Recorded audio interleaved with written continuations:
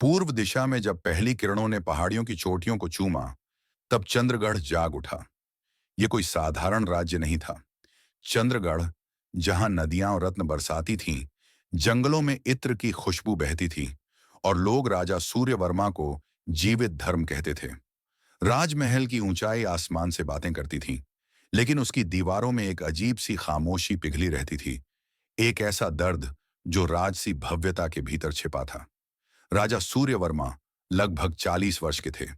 उनका चेहरा तेजस्वी था, लेकिन आंखें जैसे बरसों से किसी व्रत में मौन थीं। हर सुबह वे राज प्रांगण के शिव मंदिर में दीप जलाते और हर दीपक जलाने के साथ उनके हृदय की पीड़ा जैसे एक पल के लिए शांत होती। रानी चंद्रप्रभा, उनकी जीवन संगिनी, न केवल अपूर्व सौंदर्य की प्रतिमूर्ति थीं, बल्कि वे राजनीति, दया और निर्णय में राजा की बराबरी करती थीं। लेकिन उनके जीवन में एक अधूरापन था। चंद्रगढ़ की रानियां सदियों से राजवंश को आगे बढ़ाने के लिए पूजी जाती थीं, लेकिन चंद्रप्रभा विवाह के 8 वर्षों तक संतान विहीन रहीं। लोग बातें करते, शायद देवी ने कोप किया है, राज्य का भविष्य अनिश्चित है। एक दिन रानी चंद्रप्रभा अकेले महल के पीपल वृक्ष के नीचे बैठी और आकाश की ओर देखती रही। आंसू आंखों से नहीं गिरे, लेकिन उनकी आत्मा टूट चुकी थी। उसी रात राजमहल में एक वृद्ध साधु आया। उसका चेहरा धूप की तरह शांत और चंद्रमा की तरह चमकदार था। उसने रानी से कहा, रानी, तुमने जन्मों का तप किया है। एक पुत्र जन्म लेगा, लेकिन याद रखना, वह पुत्र केवल तुम्हारा नहीं होगा, वह इस भूमि का भाग्य होगा और परीक्षा उसकी पहचान। वर्षों की प्रतीक्षा के बाद रानी ने पुत्र को जन्म दिया, राजकुमार अर्जुन। उसका पहला रोना जैसे बादलों में गूंज गया। राजा की आंखों में पहली बार आंसू आए, लेकिन यह आंसू डर के भी थे। उन्हें पता नहीं क्यों उस बच्चे की आंखों में कोई भविष्य छिपा दिखता था, कोई तूफान। राजकुमार अर्जुन साधारण बालक नहीं था। जहां अन्य राजकुमार तलवारों से खेलते थे, अर्जुन मिट्टी से तस्वीरें बनाता, आकाश को ताकता या किताबों में डूबा रहता। जब वह 5 वर्ष का था, उसने एक दिन महल के बाहर खड़े एक भिखारी को देखा और उसके पास बैठकर उसका खाना बांट लिया। रक्षकों ने डांटा तो अर्जुन ने कहा, क्या यह महल मेरा है? अगर है तो इसमें सबका हिस्सा होना चाहिए, और अगर नहीं है तो मैं यहां क्यों रहूं? राजा चुप रहे। उन्होंने देखा, उनके पुत्र में अग्नि भी थी और जल की शांति भी, पर उस शांत बचपन की बुनियाद में कुछ था, एक दिन जो महल को हिला देगा। जब अर्जुन 7 वर्ष का हुआ, तब एक रात रानी चंद्रप्रभा ने सपना देखा। वही साधु अब जलते हुए जंगल के बीच खड़ा बोल रहा था, तुम्हारा पुत्र चंद्रगढ़ को बदल देगा, लेकिन मूल्य चुकाना होगा, प्रेम, त्याग और विश्वास। रानी कांप गई। उन्होंने अगली सुबह राजा से कहा, राजा, हमारे पुत्र को केवल तालीम नहीं, तपस्या भी चाहिए। उसे बाहर की दुनिया देखनी होगी। राजा पहले क्रोधित हुए, पर धीरे धीरे मान गए और फिर निर्णय लिया गया। अर्जुन को 10 वर्ष की उम्र में एक रहस्यमय गुरुकुल भेजा जाएगा, महल से दूर, जंगलों के बीच। पर यह केवल शिक्षा का निर्णय नहीं था, यह भाग्य के द्वार की पहली दस्तक थी। महल के आंगन में वह शाम बहुत चुप थी। रानी ने अपने हाथों से बेटे की पोटली बांधी। राजा ने अर्जुन की आंखों में देखा और कहा, जो सीखोगे उसे सत्ता नहीं, सेवा बनाना। अर्जुन ने कुछ नहीं कहा। उसने सिर्फ रानी के गले लगते हुए पूछा, मां, मैं वापस आऊंगा ना? रानी चुप रही। उनके आंसू बेटे के बालों में समा गए और अर्जुन अपने गुरु के साथ उस रथ में बैठा जो उसे महल से दूर ले जा रहा था। किसी ने नहीं सोचा था, अगली बार जब वह लौटेगा तो सब बदल चुका होगा। राजकुमार अर्जुन की यात्रा चंद्रगढ़ से उत्तर दिशा के गहन वनों की ओर थी। यह कोई साधारण गुरुकुल नहीं था, बल्कि एक छिपा हुआ तपोवन, जहां प्रकृति स्वयं गुरु थी और शिष्य आत्मा के दर्पण में स्वयं को खोजते थे। गुरुकुल के आचार्य महातपस्वी वशिष्ठानंद, जिनकी आयु 120 वर्ष कही जाती थी, राजाओं को भी शिक्षा देते थे, लेकिन उनका नियम था, जो यहां आया वह सब भूल कर आए, पद, नाम, रक्त, सब कुछ। राजकुमार अर्जुन को गुरुकुल में विप्र नाम मिला। किसी को नहीं बताया गया कि वह चंद्रगढ़ का राजकुमार है। उसके साथ शिक्षा पा रहे थे वनवासी आदिवासी लड़के, व्यापारियों के बेटे, साधुओं के त्यागी पुत्र, हर कोई बराबर था और अर्जुन खुद को भूल चुका था। अर्जुन ने गायें चराईं, कंद-मूल इकट्ठा किए, जल कंधे पर लाया और हर सुबह नर्मदा तट पर ध्यान लगाया। कई बार वह माँ और पिता को याद करता, पर खुद को रोकता। वशिष्ठानंद जी ने एक दिन उससे कहा, विप्र, जो प्रेम है उसे छोड़ना नहीं, पर उसमें बंधना भी नहीं। जो तुझे जन्म दे, वही तुझे बांध न ले। यह तेरी परीक्षा होगी। और सचमुच अर्जुन के भीतर कुछ बदल रहा था। जब एक बार जंगल में उसे एक घायल हिरण दिखा, वह उसे कंधे पर उठाकर मीलों पैदल चला। उस दिन से सब उसे दया का राजकुमार कहने लगे, बिना ये जाने कि वह सचमुच राजकुमार था। उधर चंद्रगढ़ के महल में समय बदल रहा था। राजा सूर्यवर्मा वृद्ध हो चले थे। उनके मंत्री भद्रसेन, जो वर्षों से निष्ठावान दिखते थे, अब धीरे धीरे सत्ता की ओर आंखें फैलाने लगे थे। भद्रसेन को यह झांत था कि अर्जुन महल से बाहर है। उसे लगता था, अगर अर्जुन को खत्म कर दिया जाए तो राज्य का उत्तराधिकारी वही बन सकता है। उसने धीरे धीरे राजा को सलाह देना बंद किया और रानी से दूरी बढ़ा दी। पर रानी चंद्रप्रभा सब देख रही थी। उन्होंने अपने भरोसेमंद सेवक राम जी को जंगल की ओर भेजा, अर्जुन की निगरानी के लिए। गुरुकुल में 10 वर्षों की कठिन साधना के बाद राजकुमार अर्जुन अब 20 वर्ष का हो गया था। हर छात्र की तरह उसे भी अंतिम अग्नि परीक्षा देनी थी। एक ऐसी परीक्षा जो केवल ज्ञान की नहीं, आत्मा की परिपक्वता की थी।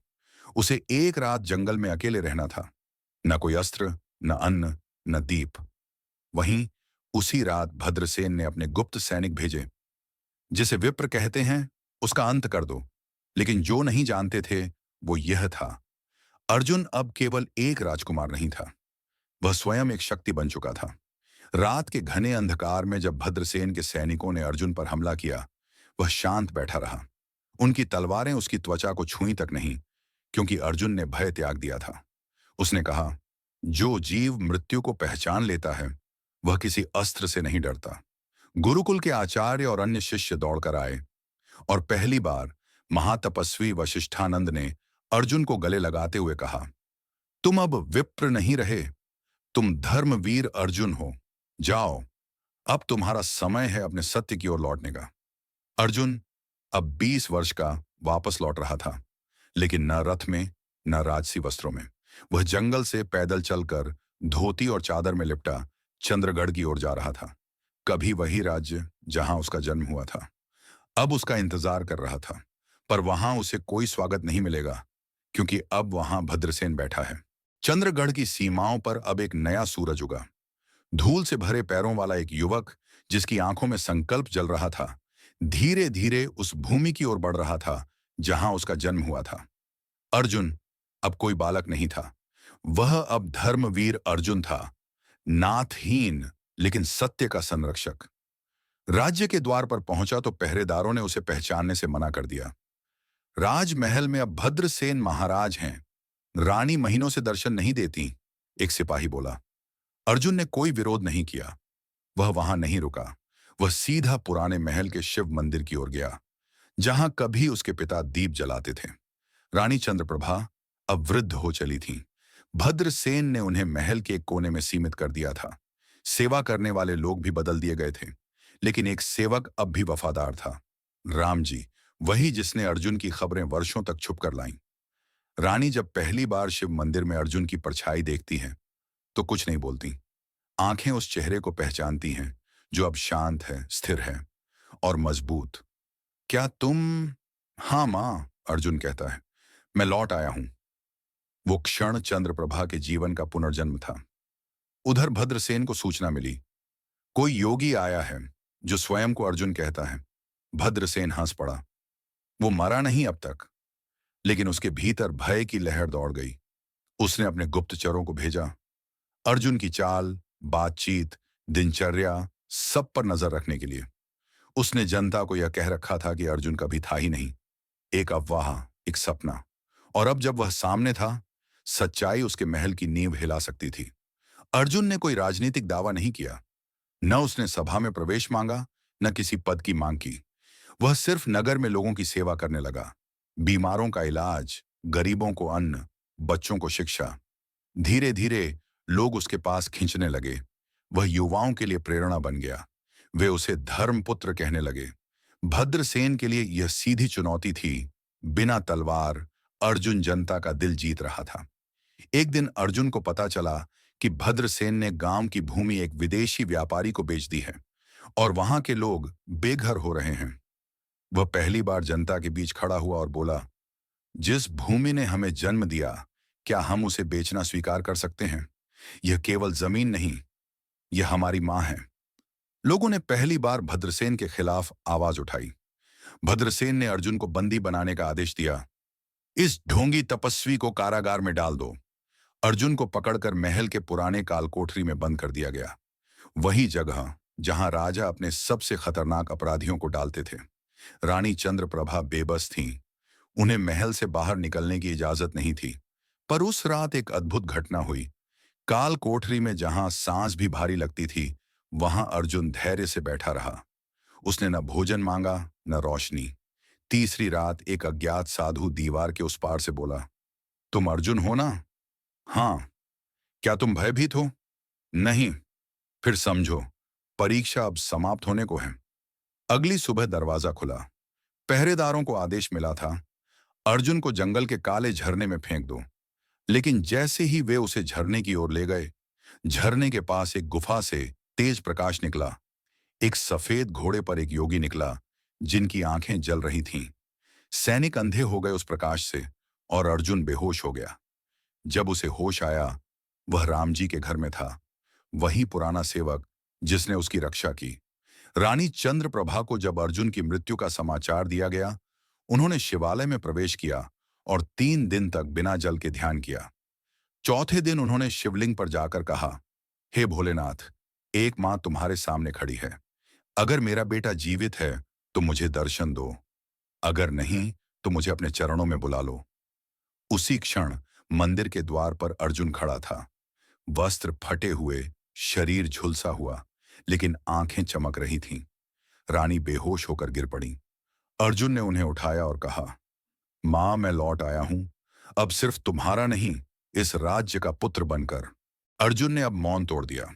उसने नगर में सभा बुलाई, जिसमें महल के सिपाही, जनता, ग्रामीण और पुराने मंत्री बुलाए गए।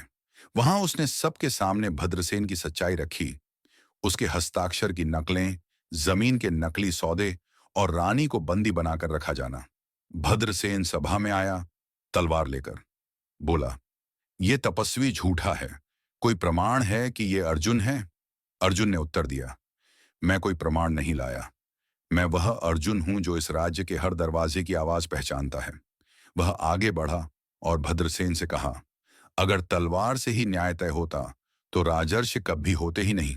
पर अब जनता तय करेगी कि सत्य क्या है। सभा ने फैसला सुनाया, भद्रसेन को उसके अपराधों के लिए राज्य से निकाला जाए और प्रजा से क्षमा मांगने के बाद वनवास दिया जाए। भद्रसेन ने खुद हार मान ली। रानी ने राज सिंहासन के पास खड़े होकर अर्जुन को देखा। आंखें नम थीं। अब राज्य तुम्हारा है पुत्र। अर्जुन ने सिंहासन की ओर देखा, फिर जनता की ओर, और कहा, मैं राज्य करूंगा, लेकिन वह राज्य नहीं जो तलवार से चलता है। वह राज्य जो सेवा, शिक्षा और न्याय से चलता है। चंद्रगढ़ अब बदल चुका था।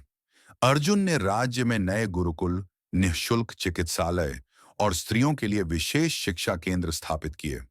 रानी चंद्रप्रभा ने शांति निकेतन नामक आश्रम में रहना चुना, जहां वे हर वर्ष उस दिन उपवास रखतीं जब अर्जुन लौटा था।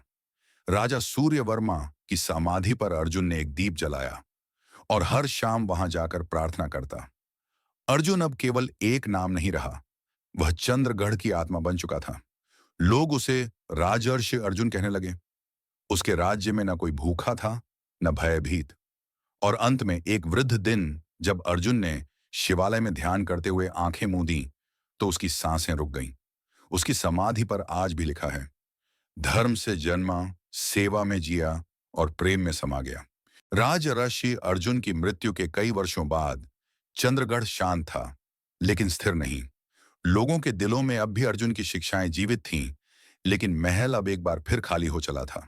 चंद्रप्रभा रानी अब इस दुनिया में नहीं थी। अर्जुन की समाधि के पास ही उनकी भी समाधि बनाई गई थी। शांति निकेतन आश्रम अब भी सेवा कर रहा था, पर एक सवाल सबके मन में था। अब राज्य कौन चलाएगा?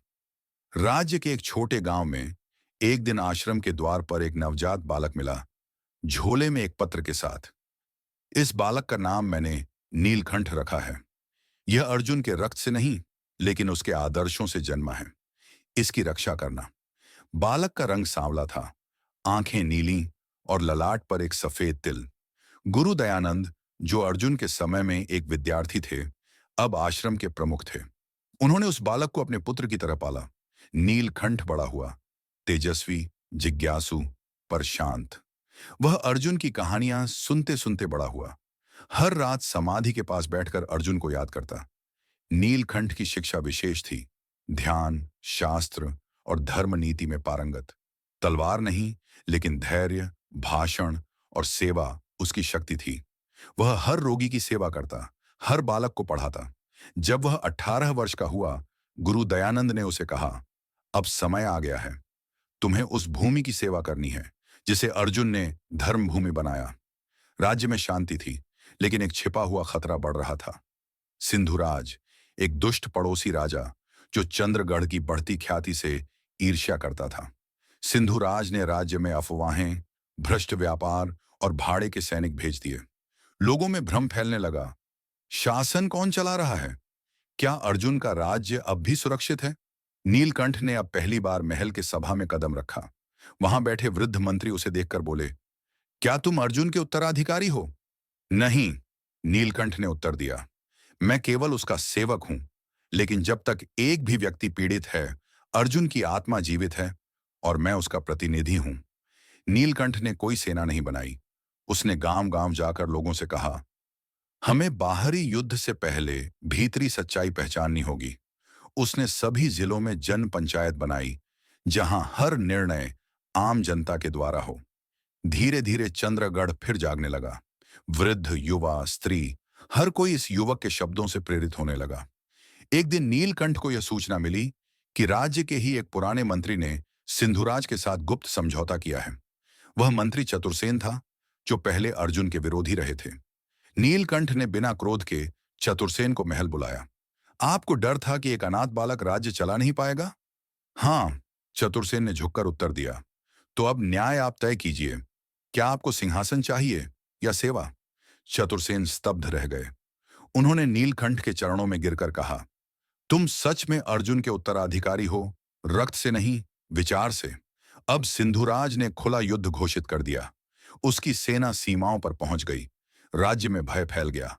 लोगों ने नीलकंठ से कहा, क्या अब युद्ध होगा? नीलकंठ ने उत्तर दिया, अगर शस्त्र उठाने का अर्थ हो निर्दोषों की रक्षा, तो युद्ध धर्म है। लेकिन पहले मैं उन्हें एक अंतिम संदेश देना चाहता हूं। नीलकंठ स्वयं सीमाओं पर गया, खाली हाथ, अकेले। वहां उसने सिंधुराज की सेना के सामने कहा, अगर तुम्हारा क्रोध इस भूमि से है तो मुझसे बात करो, पर इस भूमि की मिट्टी जिसे अर्जुन ने सेवा से सींचा, अगर तुम्हें वह चाहिए तो पहले मुझे मिटाना होगा।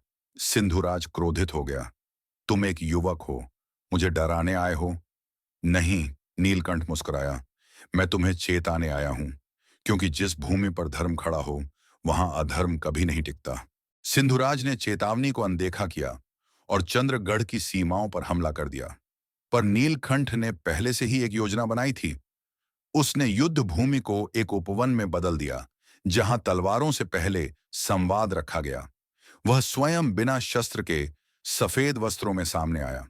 सैनिक चौंक गए, युद्ध रुक गया। नीलकंठ ने ऊंची आवाज में कहा, जो भूमि मात्र भूमि हो, वहां रक्त नहीं, बुद्धि बहनी चाहिए। अर्जुन ने राज्य जीता नहीं था, सेवा से पाया था। क्या तुम्हें उसी भूमि की रचना नष्ट करनी है? सिंधुराज आगे आया। उसकी तलवार झुकी नहीं, लेकिन वह रुका। नीलकंठ ने युद्ध ना करके राजनैतिक बंधन को चुना। उसने सिंधुराज को आमंत्रित किया। राजसभा में जनता के सामने संवाद। सभा में नीलकंठ ने कहा, मैं कोई शत्रु नहीं, एक सेवक हूं। अगर तुम्हारा भय है कि चंद्रगढ़ महान हो गया है, तो उसे साझा करो। हम दोनों राज्य ज्ञान के आदान प्रदान से लाभ ले सकते हैं। सभा में जनता ने ताली बजाई। सिंधुराज, जो केवल तलवार जानता था, इस रणनीति से पराजित हो गया। वह बोला, मैं युद्ध करने आया था और तूने मुझे विचारों से हराया। अब मैं शत्रु नहीं, मित्र हूं। अब चंद्रगढ़ शांत हो चुका था, पर एक प्रश्न शेष था। राजा कौन होगा? सभा में वृद्ध गुरु दयानंद आए और बोले, अब समय है कि अर्जुन की परंपरा को विधिवत उत्तराधिकारी मिले। नीलकंठ आगे बढ़ा और बोला, मैं अर्जुन का पुत्र नहीं, न रक्त से, न वंश से, पर अगर सेवा, साहस और सच्चाई अर्जुन की निशानी है, तो मैं उसका उत्तराधिकारी बनने योग्य हूं। सभा में हजारों लोगों ने खड़े होकर एक स्वर में कहा, राजर्षि अर्जुन का पुत्र नीलकंठ। राज्याभिषेक के दिन नीलकंठ ने सफेद वस्त्र पहने। सिंहासन पर बैठने से पहले उसने अर्जुन की समाधि पर जाकर दीपक जलाया। हे पितामह अर्जुन, आपने जो राज्य मुझे विचारों में सौंपा, मैं उसे सेवा से सींचूंगा, न्याय से चलाऊंगा। फिर वह सिंहासन पर बैठा, पर उसके सामने कोई तलवार नहीं रखी गई, बल्कि एक शिवलिंग, एक ग्रंथ और एक मिट्टी का दीपक रखा गया। राजा नीलकंठ ने पहला आदेश दिया, हर जिले में जन शिक्षा केंद्र बने, हर गांव में स्त्री सभा बनाई जाए जो फैसले ले सके। राजकोष का 30% हिस्सा गुरुकुलों और चिकित्सालयों में लगाया जाए। उसने घोषणा की, राज्य की समृद्धि केवल महलों से नहीं, गांवों की मुस्कान से तय होगी। वर्षों बीत गए। नीलकंठ अब वृद्ध हो चुका था, लेकिन उसके विचार अब युवा थे, क्योंकि हजारों युवा अब नीलकंठ विचारधारा में पले बड़े थे। अंत में जब वह मृत्यु के समीप पहुंचा, तो उसने अपने पास एक युवा को बुलाया, एक साधारण गांव का शिक्षक। अब मैं नहीं, तू इस राज्य की आत्मा बन। और उसी क्षण नीलकंठ की आंखें बंद हुईं। उसकी समाधि अर्जुन के पास बनी और वहां शिलालेख पर अंकित है, जिसने अर्जुन को पढ़ा वह राजा बना, जिसने अर्जुन को जिया वह युग निर्माता बना। नीलकंठ की समाधि के कई वर्षों बाद चंद्रगढ़ एक समृद्ध राज्य बन चुका था। हर गांव में शिक्षा, हर गली में संगीत और सेवा की भावना जीवित थी। राज्य अब जनता की जनसभा से चलता था। न राजा था, न रानी, बस सेवा के प्रतिनिधि। लेकिन दूर पश्चिम से एक विदेशी सत्ता धीरे धीरे भारत भूमि पर अपनी पैठ बना रही थी। नाम था ईस्ट कोस्ट कंपनी। उनका ध्येय था व्यापार के नाम पर सत्ता। ईस्ट कोस्ट कंपनी के जहाज चंद्रगढ़ के तटों पर आ पहुंचे। उनका प्रतिनिधि था लॉर्ड हैरिसन। वह सीधा महासभा में पहुंचा और बोला, हम शिक्षा, व्यापार और चिकित्सा लाए हैं। हमें चंद्रगढ़ में व्यापार केंद्र स्थापित करने दें। सभा में कुछ लोग सहमत हुए, पर कुछ चुप रहे। तभी सभा में पहली बार एक 18 वर्षीय युवक उठा। नाम था आर्यवीर। उसने प्रश्न किया, आप शिक्षा लाए हैं, पर किस भाषा में? व्यापार लाए हैं, पर किसके हित में? चिकित्सा लाए हैं, पर किसके लिए? हैरिसन मुस्कुराया। तुम बहुत बोलते हो युवक, आर्यवीर ने उत्तर दिया। मैं चंद्रगढ़ की आत्मा हूं। वह कभी चुप नहीं रहती। आर्यवीर एक साधारण किसान परिवार में जन्मा था। उसकी मां मैत्रेयी नीलकंठ की शिष्या रह चुकी थी। आर्यवीर ने कभी तलवार नहीं उठाई, लेकिन उसके शब्द शस्त्र थे। वह कहता था, एक हाथ में पुस्तक हो और दूसरे में विवेक, यही असली क्रांति है। उसने गांव गांव जाकर लोगों को चेताया, अगर हम अपने विचार खो देंगे तो भूमि बची रहकर भी गुलाम हो जाएगी। लॉर्ड हैरिसन ने धीरे धीरे कई सभासदों को अपने पक्ष में कर लिया। पैसे, पद और वादों के जरिए सभा में फूट पड़ गई। आर्यवीर ने जनसभा आंदोलन शुरू किया। लाखों ग्रामीणों ने उस पर विश्वास जताया। किसान, शिक्षक, महिलाएं सभी एकजुट हुए। हैरिसन ने डरकर एक आदेश दिया, आर्यवीर को गिरफ्तार करो, वह बगावत फैला रहा है। रात के अंधेरे में सैनिक आए। आर्यवीर गांव में नहीं मिला, क्योंकि उस रात पूरे राज्य में हजारों युवाओं ने एक ही नाम रख लिया था, हम सब आर्यवीर हैं। सैनिक भ्रमित हो गए, कोई उसे पकड़ नहीं पाया। आर्यवीर चुपचाप नीलकंठ की समाधि पर पहुंचा। वहां उसने दीपक जलाया और कहा, तुमने अर्जुन के विचारों को जीवित रखा। अब मैं तुम्हारा दीपक बनकर इस युग की अंतिम लौ जलाऊंगा। फिर वह राजधानी लौटा। सभा में अकेला, विदेशी सैनिकों से घिरा। सभा में हैरिसन ने आर्यवीर से पूछा, क्या तुम जानते हो इस समय हमारी सेना तुम्हारे गांव को घेर चुकी है? आर्यवीर ने उत्तर दिया, हां, पर क्या आप जानते हैं इस समय आपकी आत्मा भी घिरी हुई है। लालच, छल और भय ने उसे कैद कर रखा है। फिर वह जनता की ओर मुड़ा और कहा, अगर मैं जीवित रहा तो शिक्षा दूंगा, अगर मर गया तो प्रेरणा बन जाऊंगा। सभा स्तब्ध थी। हैरिसन ने क्रोधित होकर आर्यवीर को फांसी की सजा सुनाई। अगली सुबह लाखों लोग फांसी स्थल पर इकट्ठा हुए। आर्यवीर ने आखिरी बार ऊपर देखा। नीलकंठ की समाधि दूर थी, लेकिन उसका दीपक जल रहा था। फिर उसने मुस्कुराकर कहा, मुझे मार सकते हो, पर विचार को नहीं। अकेला नहीं, मैं चंद्रगढ़ हूं। और फिर वह अमर हो गया। आर्यवीर की शहादत के बाद राज्य में नया तूफान उठा। विदेशी कंपनी का विरोध हर कोने में फैल गया। अंततः कंपनी को चंद्रगढ़ छोड़ना पड़ा। राज्य ने एक नई सभा चुनी। नाम था नीलकंठ संघ, जहां हर पीढ़ी के विचारक चुने जाते थे। वर्षों बाद एक बच्ची अपनी मां से पूछती है, मां, वो समाधियां किनकी हैं? मां उत्तर देती है, वो अर्जुन की है, जिसने सेवा का राज्य बनाया। वो नीलकंठ की है, जिसने उसे विचार दिया। और वो आर्यवीर की, जिसने उसे बचाया। बच्ची पूछती है, क्या मैं भी कुछ कर सकती हूं? मां मुस्कुराती है, हाँ, क्योंकि अब चंद्रगढ़ तुम हो।